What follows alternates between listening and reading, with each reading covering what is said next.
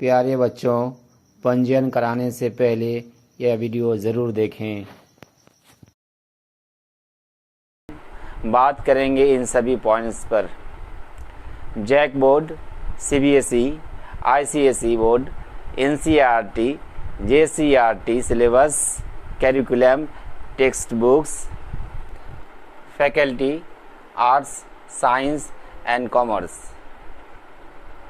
Subject, core languages, optional subjects, elective subjects, additional subjects, Urdu language and Urdu syllabus. इसलिए आप लोग इस वीडियो में बने रहें। मेरा वादा है कि आप लोग इस वीडियो से बहुत कुछ सीख सकते हैं। आइए अब स्क्रीन पर देखते हैं। जैसा कि आप देख रहे हैं, क्लास 12 उर्दू सिलेबस, इस पर बात करेंगे डिटेल में। इससे पहले हम बात करते हैं Jharkhand Academic Council, JAC board. JAC board Jharkhand state का अपना बोर्ड है। देश भर में CBSE, Central Board of Secondary Education, ICSE, Indian Certificate of Secondary Education, ये दोनों पूरे देश में फेमस है। झारखंड के अंदर प्राइवेट स्कूलों में भी ये दोनों बोर्ड चलते हैं। जहाँ तक सरकारी स्कूलों की बात है, ये दोनों बोर्ड नहीं चलता है, मगर 2 सालों से सीएम स्कूल ऑफ एक्सेलेंस में सीबीएसई बोर्ड रखा गया है, जिसका मीडियम इंग्लिश है। जैक बोर्ड का मीडियम आमतौर से हिंदी है, मगर बच्चा स्टूडेंट चाहे तो अपना मीडियम हिंदी की जगह इंग्लिश भी ले सकता है, उर्दू भी ले सकता है, बंगला भी ले सकता है, उड़िया भी ले सकता है। अब बात करते हैं जैक बोर्ड का सिलेबस, टेक्स्ट बुक, कैरिकुलम। ये एनसीईआरटी से तय होता है। एनसीईआरटी जो काम जेसीईआरटी करता है, झारखंड में टेक्स्ट बुक, सिलेबस, कैरिकुलम को तय करना जेसीईआरटी का काम है। अब आइए क्लास 12। क्लास 12 को आप inter second year, final year, higher secondary, उच्च माध्यमिक, 12वीं जमात वगैरह नामों से जानते हैं।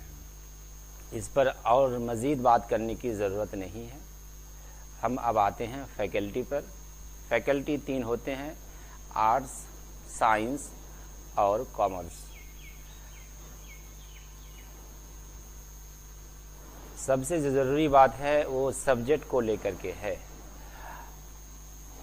हर फैकल्टी में अलग अलग ग्रुप बनाया गया है। जैसे आर्ट्स में मेन 3 ग्रुप है। पहला ग्रुप है कोर लैंग्वेज।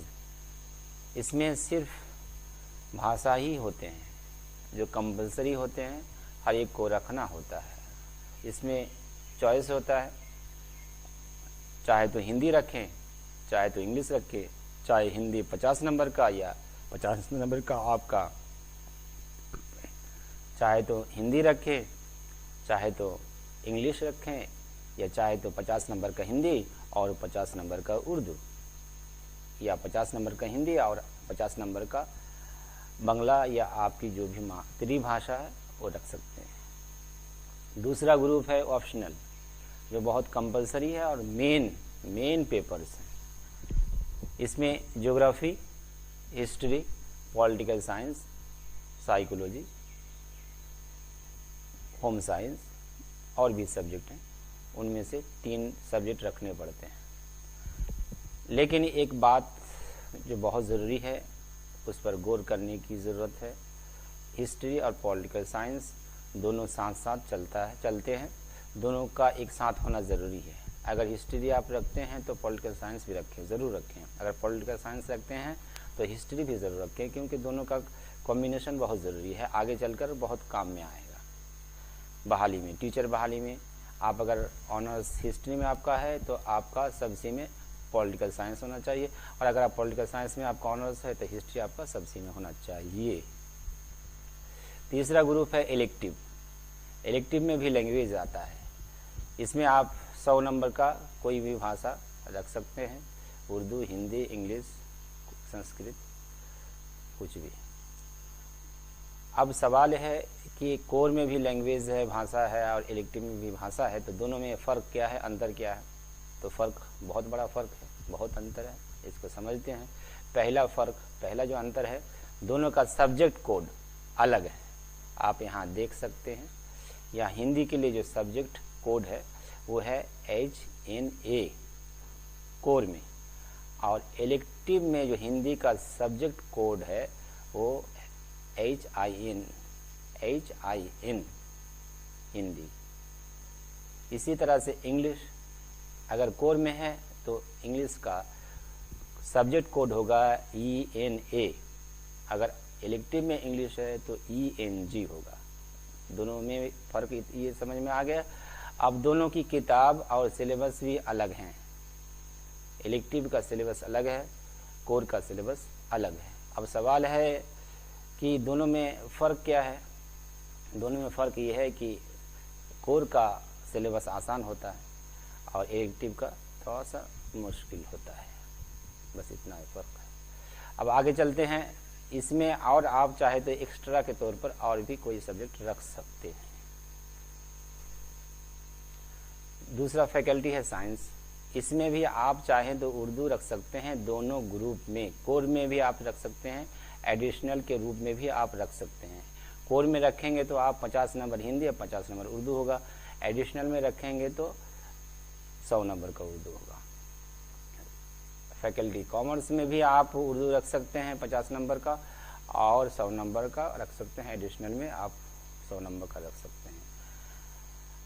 अब यहाँ आप देख सकते हैं, कोर में अगर रखते हैं उर्दू को तो 50 नंबर का ही होगा, और अगर इलेक्टिव में रखते हैं, एडिशनल में रखते हैं, 100 नंबर का होगा। अब सवाल ये है कि जो है इलेक्टिव लैंग्वेज और एडिशनल लैंग्वेज जो उर्दू है, दोनों का सिलेबस सेम है, और हम आज